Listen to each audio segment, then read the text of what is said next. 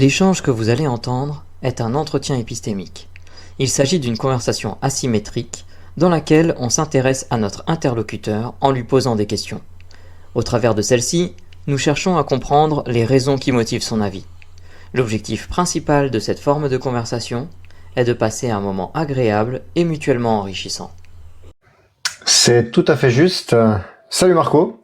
Ciao. À tout à l'heure. Tu vas bien? Oui, tout à fait. Je tenais prolixe juste à présenter une excuse par rapport à la dame juriste, parce qu'elle est passée juste après le monsieur qui, à mon avis, disait un peu n'importe quoi. Et puis elle était agitée, elle était contrariée, et au début, j'ai pas compris ses propos. J'ai mis quelques messages désobligeants. Je suis désolé. Voilà. Après, j'ai vu que vous connaissiez très bien le sujet. Bravo votre participation.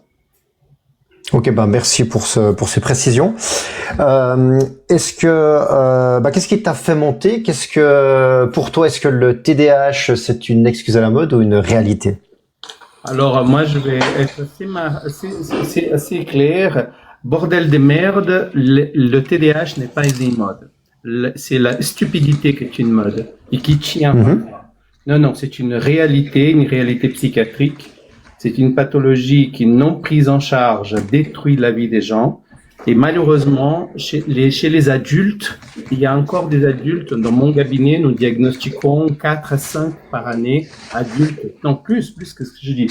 4, 5 tous les trimestres environ, qui sont TDAH et qui n'ont pas été diagnostiqués. Donc leur vie a été pas mal impactée.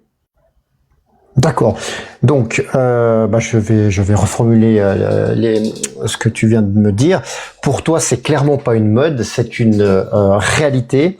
Ça détruit des vies lorsque c'est pas diagnostiqué. Et toi-même, tu en diagnostiques dans ton cabinet 4 à 5 par année. Est-ce que Ouais. j'ai correctement reformulé? Moi et mon équipe, hein, on est Toi et ton équipe. On est 4.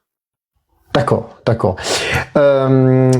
Du coup, t'en es convaincu à quel pourcentage du fait que le TDAH est une réalité? 0, c'est absolument pas convaincu. 100, c'est totalement convaincu.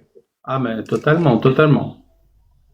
C'est un fait. Donc, Somme toute, hein, je pourrais même, comme ma précédente a dit, je pourrais même pas dire être ou pas être convaincu. C'est un fait scientifique.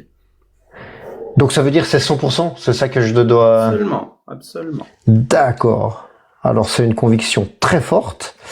Donc, tu connais les lives épistémiques. Je vais te demander comment tu es arrivé à cette conviction à 100%. Allez, la pété un peu longues années d'études. En Suisse, c'est 10 ans d'études pour qu'on puisse être psychologue, psychothérapeute. En ayant travaillé en travaillant avec les gens qui souffrent de TDAH, en observant les dégâts dans leur vie, la littérature scientifique qui est sans aucun équivoque sur la question. Et je peux comprendre qu'aujourd'hui les gens posent cette question, mais je crois qu'il y a une confusion entre, on parle davantage de la psychiatrie dans les médias, hein, divers et variés, réseaux sociaux, ce qui donne l'impression qu'il y en a plus qu'avant, mais non. Les prévalences n'ont pas bougé, c'est qu'aujourd'hui, on en parle. D'accord. Alors, je vais juste revenir sur cette certitude à 100%. De ce que je connais de la science, et tu me dis si c'est faux, c'est que la science est un processus de remise en question permanente. On fait une hypothèse et on va attaquer cette hypothèse, et si on arrive à trouver des failles, eh bien elle est pas gardée comme connaissance, et si ces attaques ne donnent rien, eh bien ça crée de la connaissance, et donc du coup c'est ça qui crée les connaissances scientifiques. Et donc du coup être sûr à 100% me semble trop haut pour une connaissance scientifique. Est-ce que 99,99% ne serait pas plus, comment il faut dire, compatible avec la démarche de la méthode scientifique? Alors, moi, je vais être plus pour trancher le débat, c'est 100% 100%, dans la mesure que il y a une différence entre comprendre la pathologie, mettre en évidence ces mécanismes, pouvoir améliorer la thérapeutique. Ça est frappé d'une grande évolution. De là, la pathologie en elle-même, non, parce que les algorithmes sont statistiquement solides. Je ne vois pas comment. Alors évidemment, si on m'apporte la preuve que le TDAH n'existe pas et que c'est une erreur, bah c'est evidence-based, donc aucun problème. Mais jusqu'à la preuve du contraire, toutes les tentatives dans cette direction ont été balayées. Non, on n'a pas une étude qui porte ne serait-ce qu'un tout petit peu de doute sur l'existence de TDAH. Ok, alors si je comprends bien, c'est que tu différencies bien l'existence du TDAH de la manière de le traiter. Et ta certitude à 100% est sur l'existence du TDAH. Est-ce que j'ai bien compris? De la manière de le traiter, de la manière de le comprendre à niveau de nosographie, nosologie, quelle est la part de la génétique, etc. D'accord. Je sais pas si c'est que chez moi. Si c'est que chez moi, c'est pas grave, on continue. Et j'ai des variations de niveau du volume de ton son. Alors, c'est possible. C'est que je vais faire, je vais me déplacer. Donnez-moi juste chez moi, c'est bon. Chez moi, chez toi, c'est bon. Ok. Alors, si c'est que chez moi, c'est pas grave. Je vais mon accoutumé, c'était pour les auditeurs du live. Mais je vais me mettre dans une condition plus favorable. Juste 2 secondes. Oui, fais seulement. Voilà. J'étais sur mon piano, donc le piano qui a interféré. Voilà. Je suis fantastique. Je suis bien installé. Génial, ouais, je t'entends mieux. Donc du coup, cette certitude à 100%, tu me l'as bien expliqué. Tu m'as aussi dit par rapport à l'historique. Tu m'as dit qu'aujourd'hui il y en avait plus parce que c'était mieux diagnostiqué, ou est-ce que est-ce que tu as expliqué? Non, c'est pas ça. La prévalence est restée la même. Ce qui peut-être a changé, c'est les techniques diagnostiques, les outils psychométriques sont devenus beaucoup plus précis. Et puis un diagnostic de TDAH se place dans un bilan parce que le TDAH a un risque important de comorbidité et c'est très important de détecter les comorbidités et ne pas traiter le TDAH d'une manière isolée. C'est hyper important ça. Donc par conséquent, on a changé la manière de concevoir le diagnostic du TDAH en mettant l'accent sur cette question des comorbidités. En Suisse, en tout cas, c'est l'essentiel, c'est les psychologues et neuropsychologues qui posent diagnostic. Mais évidemment, on ne travaille pas seul puisque le TDAH rapidement est une pathologie qui demande l'implication de plusieurs professionnels. Donc il faut qu'on soit moins ombréliste, qu'on place le patient au centre de nos débats et de nos préoccupations, et on se rendrait compte qu'il faut toute l'équipe et des professionnels de la santé mentale et les associations et les proches aidants pour aider les divers cas des TDAH à niveau de sévérité. Et comment quand tu dis que le TDAH ne doit pas être diagnostiqué de manière isolée, qu'est-ce que tu entends par là? Alors, le diagnostic de base, et en Suisse, en tout cas, les psychologues et neuropsychologues le font. Et comme je disais, il y a la comorbidité qu'il faut tenir compte aussi. Cette comorbidité peut appeler à d'autres professionnels à intervenir pour pouvoir évaluer.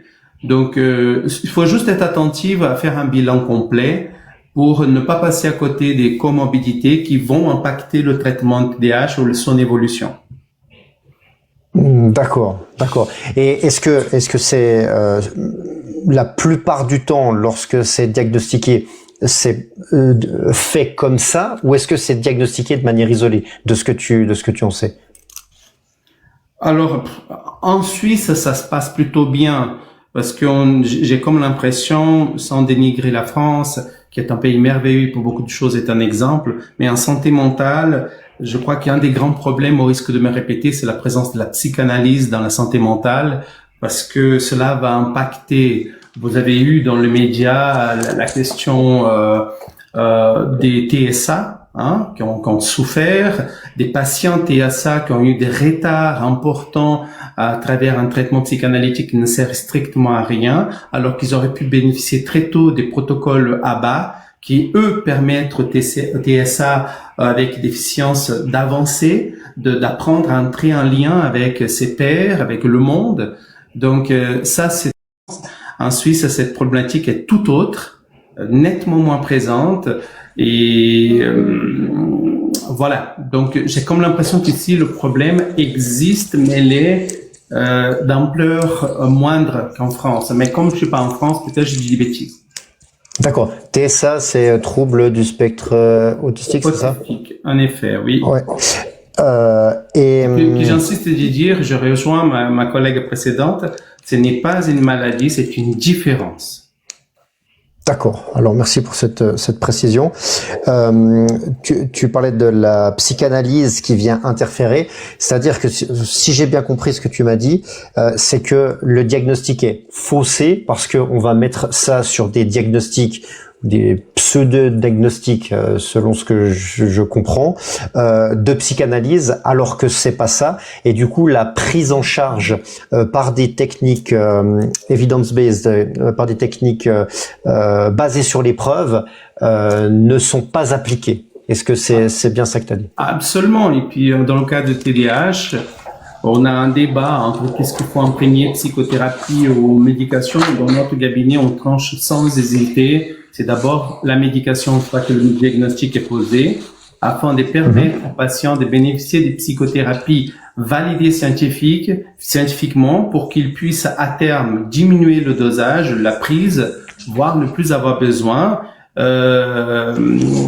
Et puis l'avantage avec la médication TDAH, c'est que dans certains cas, ils n'ont pas besoin de prendre tout le temps. Ils peuvent prendre juste avant un événement qui demandera de l'attention, des stabilisations.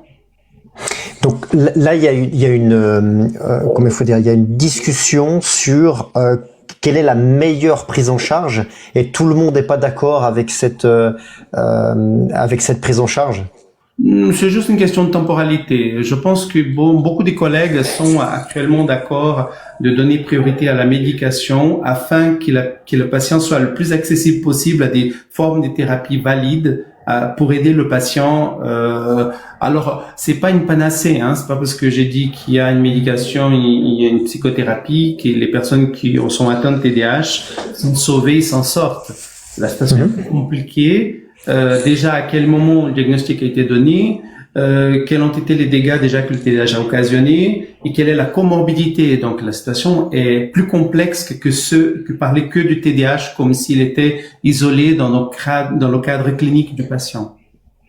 Ok, donc l'erreur que je fais, c'est peut-être de considérer ça de manière isolée, et comme tu l'as rappelé plusieurs fois pendant cet entretien, c'est un tout, et c'est ce tout qu'il faut regarder pour donner le meilleur traitement aux patients. Parce qu'il y a une forte comorbidité, et encore une fois, à quel moment a été découvert le TDAH. Quand le TDAH est diagnostiqué à l'âge de 50 ans, 60 ans, ce n'est absolument pas la même chose quand il est diagnostiqué à l'âge de 2-3 ans. D'accord. Quelles sont les différences principales? Les dégâts. Les dégâts, donc tôt pris en charge de manière adéquate, plus tôt on peut agir, ok, et essayer de corriger, limiter les dégâts, etc.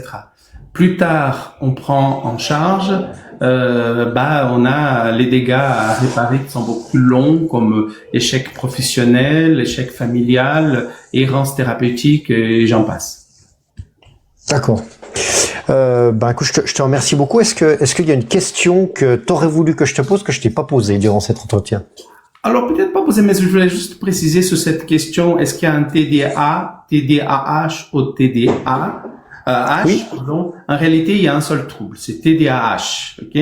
Ce qui se passe, c'est que dans les précisions, on est amené à préciser si la prédominance est inattentive ou hyperactive impulsive. Donc, on a 3 codes différents, mais ça ne veut pas dire que c'est pas un TDAH. C'est juste que dans certains cas, on a une prédominance. Par exemple, chez les adultes, beaucoup des cas qu'on passait entre les mailles des filets sont des gens qui présentent un TDA. En d'autres termes, une inattentivité prédominante dans son TDAH. Par conséquent, comme on a tout dans l'esprit, quelqu'un qui est très agité, qui parle beaucoup, cette personne n'avait pas tant cet élément ça parce que le saillant était le trouble d'attention. Donc, elle est passée pour quelqu'un de dépressif, quelqu'un de distrait. Il y a une errance thérapeutique énorme autour de ces patients-là. Alors qu'un bon diagnostic fait correctement aurait pu rapidement le prendre en charge, l'aider et éviter tous les dégâts que les maladies psychiatriques occasionnent. D'accord. Alors, je te remercie pour ces précisions. Je vais me tourner vers mes collègues, savoir s'ils ont une question à emporter. Et est-ce que je pourrais juste préciser un tout détail, désolé de t'embêter, c'est du point de vue de la prévalence. Chez les enfants, c'est 5%, c'est pas rien. C'est 5 fois plus que les troubles du spectre schizophrénique, et le trouble bipolaire. Donc, c'est 5% chez les enfants et 2,5 chez les adultes. Alors, qu'est-ce qui vient faire ces 2,5 chez les adultes alors qu'on dit et on redit que le TDAH, comme ma collègue a dit précédemment, est depuis la naissance? C'est pas le TDAH qui est apparu à l'âge adulte, c'est des TDAH qui ont été diagnostiqués à l'âge adulte. Vous voyez la différence? C'est-à-dire qu'ils n'ont pas été diagnostiqués toute leur vie. C'est les cas que tu me parlais où sont diagnostiqués à 50 ou 60 ans et ce qu'on discutait précédemment. D'accord. Eh bien, merci beaucoup. Est-ce que mes collègues, vous avez une question à emporter pour Marco? Moi, oui, j'ai été troublé par un truc que tu as dit, Marco. Enfin, deux trucs. C'est que tu as dit... et peut-être que tu vas revenir sur ce terme du coup, mais tu as dit pour toi le TDAH n'est pas une maladie, ni une pathologie, ni même un handicap, c'est une différence. Pardon, non, pas le TDAH, TSA. Ah, le TSA, pardon. Tu as dit, nous dans mon cabinet, l'option première qu'on prend, sans aucun doute, c'est la médicamentation. Oh, oui, on part du principe parce que on nous envoie beaucoup de patients, soit le patient vient de lui-même. Et dans le cas où le diagnostic est posé, nous recommandons, que la personne passe, s'il est adulte, chez son généraliste ou un psychiatre pour une prise en charge médicamenteuse dans les meilleurs des délais, ou si c'est envoyé par un psychiatre ou un médecin pour le diagnostic, évidemment, 9,9 fois sur 10, et la thérapie par psychostimulant, elle démarre. Mais en fait, la médicamentation, elle est pour le TDAH, pour le TSA ou pour les deux? Alors, TSA n'est pas une maladie, c'est une différence. Il n'y a pas de médication, sauf quand il y a des troubles psychiatriques associés. Ça marche. Ok. C'était le truc que je voulais éclaircir. Parce que du coup, je voyais pas. En revanche, est une maladie psychiatrique. Je voyais pas l'intérêt de médicamenter un truc qui est juste une différence. Du coup, c'était un peu ça. Ok, ça marche. C'est plus clair comme ça. J'ai bien fait d'abord de se faire préciser. Merci à toi. Merci Morgane. Épistémique? Non, j'ai pas de question. Enfin, j'aurais une question à la limite, mais pour ma culture générale, par rapport à ce qui a été dit. C'était quoi? C'était neuropsychiatre, ça existe pas? C'est quoi la différence? Alors en Suisse, ça n'existe pas. Après, chaque pays a parfois des structures différentes. La neuropsychiatrie est un truc vieux qui a complètement séparé. Aujourd'hui, la nécessité de spécialisation, ce qui frappe les psychologues aussi, c'est qu'on devient, dans notre cabinet, on est spécialisé en TOC, en insomnie et bilan. Donc, si quelqu'un m'est envoyé avec un trouble de la personnalité borderline, on va l'envoyer ailleurs. Donc, les spécialisations venant, c'est déjà dans la psychiatrie, la neurologie a déjà des grandes spécialisations. On s'en sort pas si on réunit les deux sur une seule personne. D'accord, ok. Je te remercie, voilà, je comprends mieux maintenant. Moi, je veux... Ouais, pardon. Excuse-moi, Russell. Non, vas-y, Russell. Je passerai après. Non, vas-y. T'as parlé, Marco, de la psychanalyse. En tout cas, pour la France. Je dois faire les gros yeux. On sait bien. Est-ce que c'est pas le dernier bastion en fait de la psychanalyse en France, les traitements des TDAH, TSA et autres pathologies? Est-ce qu'ils se servent pas de ça justement pour rester en vie, j'allais dire? Je sais que c'est une question à emporter, mais je vais vite répondre rapidement, très rapide. C'est que je trouve que c'est spécifique à la France, que ça fait peur. C'est qu'en Suisse, on a des psychanalyses aussi. Mais les psychanalystes en Suisse, soit sont des psychologues, soit sont des médecins psychiatres. Donc, on a un socle des bases qu'on peut toujours dialoguer et parler avec, malgré leurs différences de jargon, une fois qu'ils font leur spécialité. En France, ce qui est hallucinant, pardonnez-moi, c'est que je suis d'homme des ménages, rien contre la profession, très honorante. J'ai fait 5 ans de psychanalyse, je deviens psychanalyste et après j'ai accès au titre de psychothérapeute. Là, je comprends rien. Russell, merci Mel. Ouais, alors moi je vais me tourner, je vais faire appel à ton expertise et non pas au biais d'autorité, mais une question me taraude un peu au regard du sujet qu'on a posé là. Le fait qu'aujourd'hui on élargisse, on pousse les limites du diagnostic, le spectre du diagnostic du TDAH est de plus en plus élargi. Est-ce que par hasard ça ne participerait pas à rendre le sentiment que c'est une excuse à la mode et en même temps de participer aussi à tout ce qui est théorie du complot qui dit c'est pour enrichir Big Pharma. Non, malheureusement pas. D'ailleurs, contrairement à mes collègues précédents, je trouve que la question elle est très bien posée parce que c'est dans l'ordre du jour. Je me suis trouvé même à table avec des collègues médecins qui n'étaient pas de domaine qui posaient la question de la mode. Non, ce n'est pas une mode. Cette pathologie existe depuis la nuit des temps. La prévalence ne bouge pas. En revanche, n'oublions pas, parce que cette question peut aussi valable pour les schizophrénies, valable pour le TOC, valable pour le burn-out, c'est qu'aujourd'hui, on en parle. Et on en parle d'une manière très rapide et très brutale.